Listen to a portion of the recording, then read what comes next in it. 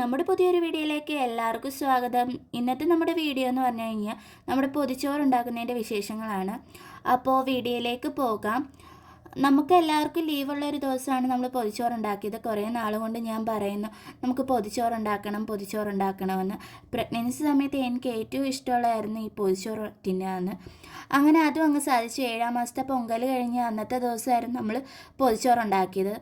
ആദ്യം തന്നെ നമ്മളിവിടെ ഉണ്ടാക്കുന്നത് ബീഫ് കറിയാണ്. ചേട്ടനാണ് ഉണ്ടാക്കുന്നത്. ചേട്ടൻ ഒരുമാതിരി കുക്കിങ്ങൊക്കെ അറിയാം. ഗൾഫിലായിരുന്നു ചേട്ടൻ. അപ്പോൾ ബീഫ് കറി എല്ലാം സെറ്റ് ആയിക്കൊണ്ടിരുന്നപ്പോഴത്തേക്ക് അതിൽ നിന്ന് കുറച്ച് കഷ്ണങ്ങൾ എടുത്ത് ചേട്ടൻ ബീഫ് ഫ്രൈയും കൂടെ ചെയ്യുന്നുണ്ട്. അങ്ങനെ ചേട്ടൻ അത് വരട്ടി എടുത്തു. അങ്ങനെ ബീഫ് ഫ്രൈ എല്ലാം സെറ്റായിക്കൊണ്ടിരുന്നപ്പോഴത്തേക്കും ഞാൻ പോയി പയർ മെഴുക്കുവരട്ടിക്ക് വേണ്ടി പയറൊക്കെ അരിഞ്ഞുകൊണ്ടിരിക്കുകയാണ്. അങ്ങനെ ബീഫ് ഫ്രൈ ശരിയായി കഴിഞ്ഞ് ഞാൻ പയർ മെഴുക്കുവരട്ടി വെച്ചു. പയർ മെഴുക്കുവരട്ടിക്കകത്ത് നമ്മൾ മുളക് പൊടിയും മഞ്ഞൾപ്പൊടിയും ഉപ്പും മാത്രമേ ഇട്ടിട്ടുള്ളൂ. അങ്ങനെ അത് നന്നായിട്ട് അടച്ച് വേവിച്ച് വരട്ടി നമ്മളെടുത്തു. അത് കഴിഞ്ഞപ്പോഴത്തേക്കും നമുക്ക് മെയിനായിട്ട് കൊണ്ടാട്ടമുളക് വറുക്കാമെന്ന് വിചാരിച്ചു. നമ്മൾ ആളെണ്ണയാണ് കൊണ്ടാട്ടമുളക് വറുത്തത്. അങ്ങനെ കൊണ്ടാട്ടമുളകും സെറ്റാക്കി എടുത്തു. അത് കഴിഞ്ഞ് നമ്മൾ അടുത്തതായിട്ട് നമ്മൾ വെക്കാൻ പോകുന്നത് അതിനകത്ത് ചമ്മന്തിയാണ്. ഒഴിച്ചുകൂടാൻ പറ്റാത്ത ഒരു സാധനമാണ് പൊതിച്ചോറിനകത്ത് ചമ്മന്തി, മുട്ടയും. അങ്ങനെ ചമ്മന്തി അരച്ചെടുത്തു. അത് കഴിഞ്ഞപ്പോഴത്തേക്കും മുട്ടയില്ലായിരുന്നു. പിന്നെ പോയി കടയിൽ നിന്ന് പോയി മുട്ടയും മേടിച്ച് മുട്ടയും കൂടെ സെറ്റാക്കി എടുത്തു. അങ്ങനെ മുട്ടയും പൊരിച്ചു. പിന്നെ നമുക്ക് ചീനിയും എക്സ്ട്രാ ആയിട്ട് പയറുതോരനും ഉണ്ടായിരുന്നു. മുന്നത്തെ ദിവസം വെച്ച് പയറുതോരനായിരുന്നു. പിന്നെ മീൻകറി. ഇനി നമുക്കിതെല്ലാം കൂടെ വാഴയിലേക്കകത്ത് വിളമ്പാം. ആദ്യം തന്നെ നമ്മൾ വിളമ്പുന്നത് ചോറാണ്.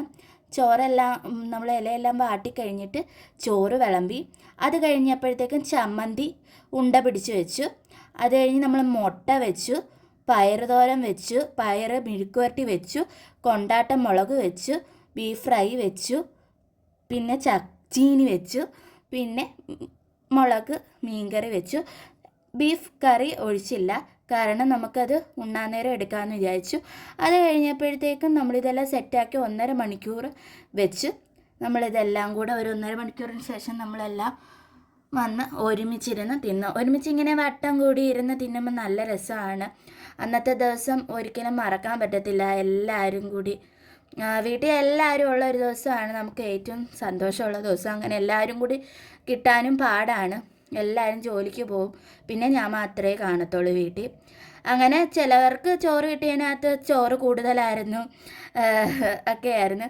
ഇതിനകത്ത് എൻ്റെ ചേച്ചി മാത്രം ഇതിനകത്ത് അടയാളം വെച്ചു. കാരണം അതിനകത്ത് ബീഫ് ഫ്രൈ ഒരുപാട് കിട്ടുമെന്ന് പറഞ്ഞു. പക്ഷേ ആ പൊതി അവൾക്ക് കിട്ടിയില്ല, വേറെ ആർക്കോ കിട്ടിയേ. അങ്ങനെ നമ്മൾ നന്നായിട്ട് ചോറൊക്കെ കഴിച്ചു. നമ്മൾ ഈ പൊതിച്ചോറ് കിട്ടുന്ന ഒരു ഞായറാഴ്ച ദിവസമായിരുന്നു. അപ്പോൾ അടുത്തയായിട്ട് നമ്മൾ ഷോർട്സിനിടാൻ വേണ്ടിയിട്ട് വീഡിയോ എടുത്തിരുന്നു. ആ വീഡിയോയും കൂടി ഇതിനകത്തോട്ട് ആഡ് ചെയ്യുകയാണ്.